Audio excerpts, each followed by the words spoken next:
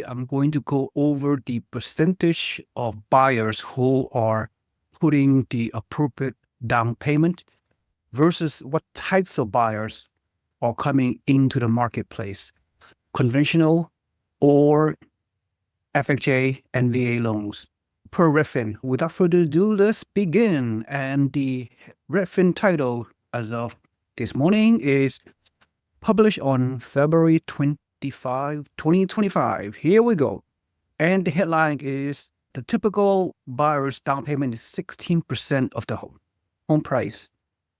And that's up from 15% a year ago. So the typical US home buyer now puts down roughly $63,000 of their money for down payment, roughly about $4,000 more than last year because of a jump in home prices. About 31% of buyers are purchasing homes using all cash, down from 34% from a year ago. And 15% of the mortgage home buyers are using FHA, and roughly 7% are using VA loans. So in dollar terms, the typical home buyer's down payment was $63,188, which is up 7.5% from a year earlier, the biggest increase in the past 5 months, as you can see. All right, and let's come down here. This data was reported from a Redfin analysis of county records across 40 of the most populous U.S. metropolitan areas as of December 2024. All right, further, the median U.S. home price rose 6.3% year over year in December to roughly $428,000. The percentage buyers are putting down is relatively high because mortgage rates are elevated near 7%, and some buyers are putting down more upfront to bring down their monthly interest payments. So housing markets in much of the country have started tilting in buyers' favor, allowing buyers to set the terms they want. So we are, according to Redfin, we are around 5 months supply of inventory. So to me, 4 to 6 months of supply is a balanced market.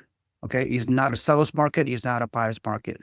So we are at around 5% nationwide. It all depends on different locations, right? Real estate is very hyper local. We have to take that into serious consideration. But we're talking nationwide. Okay, so that means buyers, at least right now, for a very short window, in my opinion, more of a negotiation power because the demand is not as high and the supply is getting higher. So buyers have a lot of negotiation power to get a good deal. All right. And before the spring, this is weird. We're heading into the spring. Right now it's February.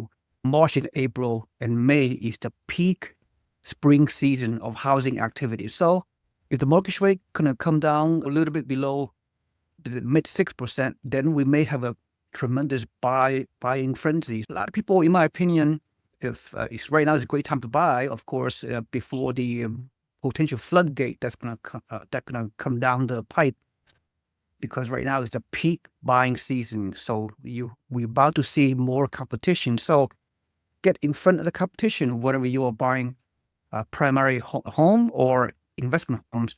In case you do not know, I'm a real estate investor and I coach and mentored thousands of real estate investors across the U.S. for the past 20-something years to buy turnkey cash flow properties in the best markets in the country. With that said, let's continue with this article here. Again, the housing sector is still very attractive, is very healthy, the returns, the yield are very high, which is supported by a whopping 31% of homes are bought in cash. Okay, think about it, right? We still have a lot of wealthy buyers. I wouldn't say wealthy people have financial means. Almost 1/3 of the nationwide buyers are buying with cash. They are bypassing the high mortgages, right? Because they have the means. So that's very interesting. We'll dive deeper into it. So there's still a lot of money out there. The housing sector is still very robust, even though there's a lot of volatility in a market, in the economy and what have you, and yet still this is a pretty the housing market is very resilient. It has gone through a lot of challenges, especially in the past few years with the elevated mortgage rate ever since the around the second half of 2022, when the mortgage rates increased from 3% to around 8%. And yet that did not break the housing market. We did not have a housing crash. So the housing market so far, cross our fingers, are still very resilient due to still lack of supply and still more demand to supply, if you think about it. All right. So as I'm concluding this, again, 15% of buyers who take out mortgages, they use FHA, which is 3.5% down payment. They are meant for low to moderate income borrowers and popular with first-time home buyers. Although you do not need to be a first-time home buyer to qualify for the 3.5% down FHA loans, which is for primary homes only, owner-occupied. And then the second government insured mortgage, or the VA loan, which, by the way, in case you're watching my channel for the first time, I'm an ex-military veteran, active duty, retired with 20 years of service, retired 23 years ago. Wow, how time flies. Anyway, believe it or not, I've taken out, I lost count, maybe 5 VA loans, 0% down VA loans, because I'm a military veteran throughout my life, well, for the past 30 years. That means I house hack, okay? So I live in one unit and I rent out the others. Anyway, that's one of the ways that I built up my real estate portfolio over the decades. So I utilize the amazing real estate lottery called 0% down VA loan. I'm able to amaze my wealth through mainly that way, although I continue to buy regular rental homes across the U.S. market. The VA loan 0% down and the FHA loan 3.5% down for primary home buyers are very powerful. Obviously, right now, there are more home buyers using FHA loans than there are back in late 2021 and early 22, because we have gone through some pandemic housing boom with a tremendous amount of bidding wars and skyrocketing housing prices occur on that 18-month window. And when the mortgage rate came all the way down to like 3% back in 2021, so there was some housing boom going on. So anyway, during that time, very few people who can buy a house due to the massive bidding wars with the FHA and VA loans. But now things have changed, and the people, first-time home buyers with the VA loans and FHA loans are able to maneuver into this purchase market, which is very good to hear. Having said that, we are at like 40-year housing affordability crisis, nevertheless, right? And there are less and less people able to buy a home these days due to the skyrocketing home prices in the past few years, in the past decade, actually, and the elevated mortgage rate that prevented a lot of people from qualifying to buy a home at this very moment. So the American dream is in serious, the American dream of home ownership is in serious jeopardy as we speak. All right. So anyway, few more minutes of this. In terms of our down payments, down payment percentages were highest in San Francisco, where I live for the past 4 decades. I live in San Francisco Bay Area, and we have one of the highest housing prices in the country forever now. And yet people have the down payment to buy a home in the San Francisco Bay Area with the highest down payment percentage, which is around 26.4%. Hey, we're talking Silicon Valley. We're talking people with wealth, people with money live in California, San Francisco Bay Area, and Los Angeles, California, of course. And the down payment or the lowest amount are in Virginia Beach, which is 3%, Detroit and Baltimore, they are the low-cost markets, which is understandable. And in terms of FHA loans, the 3.5% loan, they are most prevalent in the Inland Empire in Riverside, where 25% of the mortgages, home sales use FHA loans. So Riverside is not cheap anymore, right? The median price is probably around 500,000.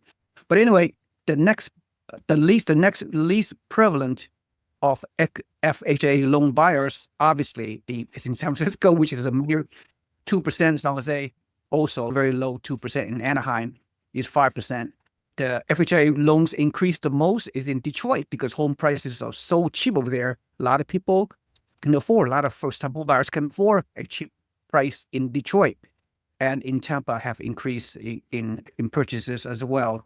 In terms of VA loans, 0% down for military veterans such as myself, which is amazing, right? Where can you buy a house with 0% down for ex-military veterans? It's just such an amazing loan product. Anyway, so the VA loans were most prevalent in Virginia Beach, Jacksonville, and Washington, D.C.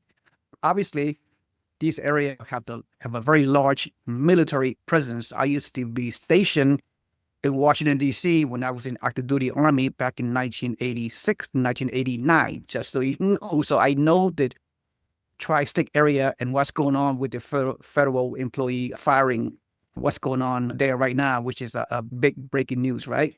Furthermore, the VA loans were least prevalent in the Bay Area, which is in San Jose, which is less than 1% of loans were VA loans, obviously, right? Most military veterans, they have a modest salary. It's very hard to get a 0% down VA loan in a San Francisco Bay Area with the median price of a home in many locations around $1.5 to $2 million. I kid you not, right? In many neighborhoods in San Jose, in San Francisco, and the East Bay, that's where I live, the median price is around $1.5 million.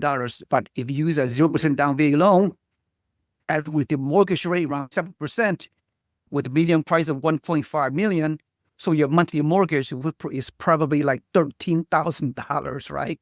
Not too many ex-military veterans can afford to pay $13,000 a monthly mortgage, right? You need a salary around $500,000 in order to qualify for 1.5% median price of a home in a San Francisco Bay Area, especially with a 0% down payment. All right. So anyway, let me see. All cash purchases. Let me conclude this. The all cash purchases were mainly in West Palm Beach, Florida, which is in South Florida. Yes, a lot of money is flowing into South Florida forever now. That's the most wealthiest people country and in the world for that matter are going to South Florida regardless. And other parts of Florida as well. You hear me saying along the coastal areas all over South Florida, I believe there's a lot of all cash purchases. People are avoiding insurance crisis. People are avoiding mortgage rates. We have a lot of wealthy buyers are buying these multi-million-dollar homes in the coastal areas of Florida, West Coast, Atlantic Coast, South Florida, and Northeast Coast. Yes, yeah, we hear a lot of challenges going on with the Florida housing market, with the insurance crisis, hurricane, and flooding, and all those kind of things, and HOA problems. And yet we still have a lot of wealthy buyers are entrenched into the Florida housing market. So anyway, furthermore, in terms of the other all cash offers, the least prevalent all cash offers were in Oakland, which is 16%, and San Jose 17.8%, Seattle 18.8%. But then again, when you buy a medium price home of $1.5 million, and still around 16% of them are paying all cash, so there's still a lot of money. So there's still a lot of serious big time money are located in California, and they are still buying primary homes, very expensive primary homes with all cash, which consists of around 16% in the Northern California Bay Area. I would have to say Southern California is very similar, right? We're talking if it is Los Angeles and Orange County and San Diego County. I have to believe the all cash purchases were probably similar, around 10 to 15%, which is still quite a chunk of money, right? Given the extreme high cost of housing in these desirable areas of California. All right, so that's all I have to say. So my takeaway is pretty understandable. You have most people are buying conventional loans, Fannie Mae lending guideline, 10 to 15%, 20% down payment. And then we have a handful of FHA and VA buyers are still all very active in the market for those who qualify. And furthermore, you still have people buying homes. You still have wealthy buyers using all cash in Florida, in New York State, in California, in Seattle, still buying homes with very hefty down payment or paying with cash. So the housing sector, again, my takeaway is housing sector is still very robust, regardless of the volatility of the mortgage rates, regardless of the economy, the job market, and all the negative headlines that we've been hearing for the past few years. And yet, smart people, wealthy people, I'm not saying you have to be smart and wealthy, but the higher end demographics, they still feel the housing sector, not only as a primary home buyers, but as an investor, which myself, I'm an investor, and this is what I do. I'm a risk investor. I coach and mentor thousands of my students to become risk investors to buy, cash flow properties, best markets in the country. So again, if you have a long-term perspective, whether you're a primary home buyer or if you're a risk investor, if you qualify to buy, if you have the means financially, if you have the credit, that's the best way to build long-term wealth. That's the real estate buy and hold long-term. You're going to do fine. So you qualify, you have all the financial information, blueprint available. So anyway, that's my takeaway. If you see any value from this video, please like and subscribe my YouTube channel, and also put your email at the bottom of my website so you can become a free member of our real estate investment network. So every morning through your email, you will receive free real estate investment information as well as the overall housing market contents that put up by myself. All right. So thank you for watching, and I'll see you very shortly on the next video. Have a nice day. Bye-bye.